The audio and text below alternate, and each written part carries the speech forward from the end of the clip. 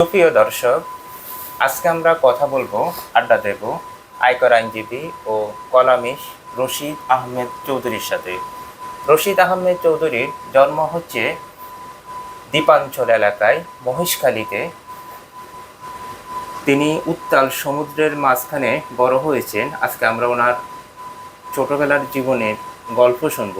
রশিদ ভাই, আপনার জন্ম সেই উত্তাল বঙ্গোপসাগরের মাঝখানে মহেশখালী দ্বীপে। ছোটবেলা কেমন কাটলো এই মহেশখালী দ্বীপে? ধন্যবাদ সোহেল ভাই।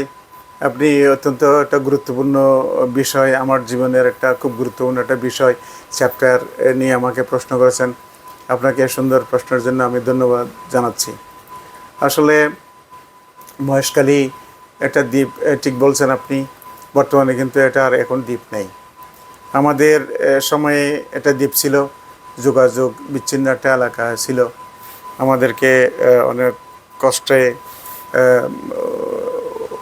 করে চট্টগ্রাম শহর এবং কক্সবাজার শহরের সাথে যোগাযোগ রক্ষা করতে হতো। তখন আমাদের যানবাহনের জন্য শুধু বোট, নৌকাই ছিল একমাত্র বাহন। আমরা অত্যন্ত একটা প্রাকৃতিক প্রতিকূল পরিবেশের মধ্যে দিয়ে আমরা বড় হয়েছি।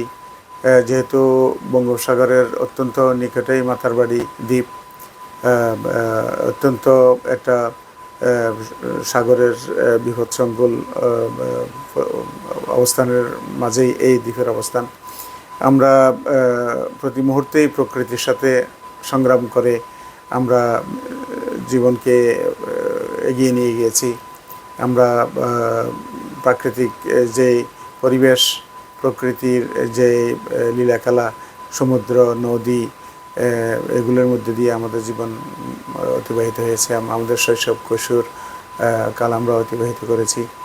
আমরা অত্যন্ত শিশু বয়সেই আমরা ওখানে যে প্রাথমিক বিদ্যালয় এবং পরবর্তীতে মাতারবাড়ি উচ্চ বিদ্যালয়ে আমি পড়াশোনা করেছি। আমরা আমাদের সময় স্কুলের শিক্ষার মান বলেন, সে পরিবেশ বলেন, এত উন্নত ছিল না।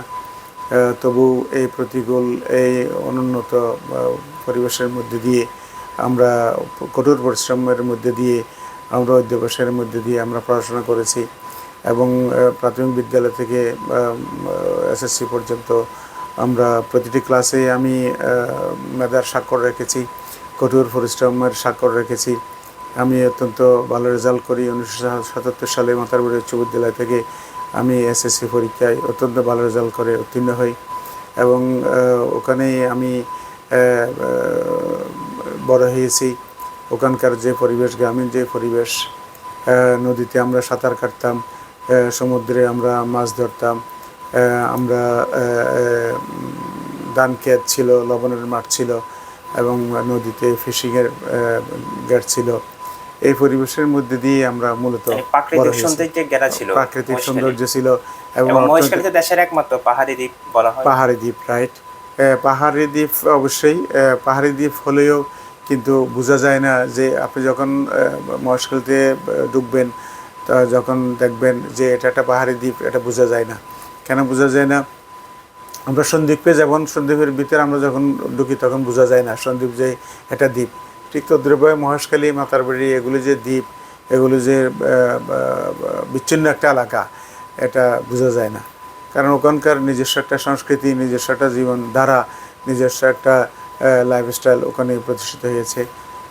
ওই পরিবেশের মধ্যে দিয়ে আমরা মূলত বড় হয়েছি। এই যে বাংলাদেশ একটা প্রাকৃতিক দুর্যোগময় দেশ, এখানে অসংখ্য প্রাকৃতিক দুর্যোগ হয়ে থাকে সাধারণত।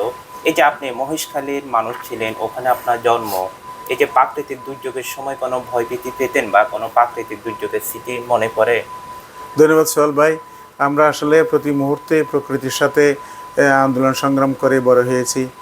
আমাদের প্রতি মুহূর্তেই আমরা আতঙ্কের মধ্যে, ভয়ের মধ্যেই দিন কাটাইছি। আমরা যে কোনো সময় সমুদ্র উত্তাল হয়ে যেত, সমুদ্রের জলোচ্ছ্বাস, ঘূর্ণিঝড়, এগুলো যে কোনো মুহূর্তেই হতো। আমরা যেহেতু এগুলো দেখতে দেখতেই বড় হয়েছি, সুতরাং ওকে আমরা ভয় পেতাম না। এগুলোকে আমরা মোকাবিলা করতাম এবং এই মোকাবিলা করার মধ্যে আমাদের যে সাহস, আমাদের যে শক্তি, আমাদের যে প্রতিনিয়ত এগুলোর সাথে অভ্যস্ত হওয়ার যে বিষয়, এগুলো আমরা এভাবেই আমরা দেখে দেখে বড় হয়েছি।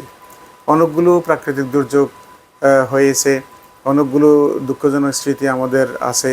সবচেয়ে দুঃখজনক স্মৃতি হচ্ছে যে 1991 সালে 29শে এপ্রিল যে প্রলয়ঙ্করী ঘূর্ণিঝড় উপকূলীয় এলাকায় প্রায় 10-12 লক্ষ লোক মারা গিয়েছিল ওই প্রাকৃতিক ঘূর্ণিঝড়ে।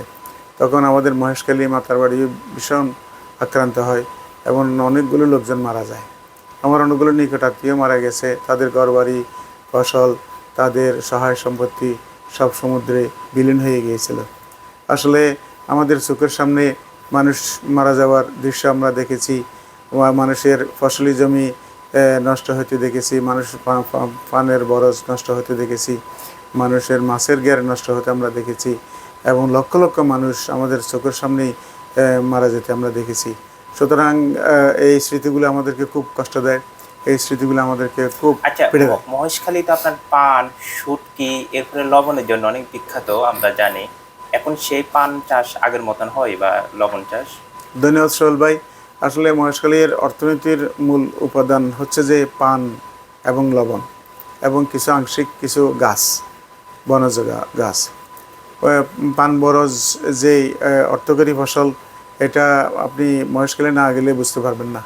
এবং মহেশখালীর যে মিষ্টি পান, এই মিষ্টি পান সমগ্র বিশ্বে চাহিদা আছে, এটা সমগ্র বিশ্বে রপ্তানি হয় এবং দেশের অভ্যন্তরেও এটা ব্যাপক একটা চাহিদা আছে। মহেশখালী জনগোষ্ঠীর প্রায় সিংহভাগ মানুষের এই অর্থনৈতিক যে কর্মকাণ্ড, এটি পান বরজ পানকে কেন্দ্র করে আবর্তিত হয় এবং সাথে সাথে মাছের ঘের, শুটকি, লবণ। লবণ, তারপর আংশিক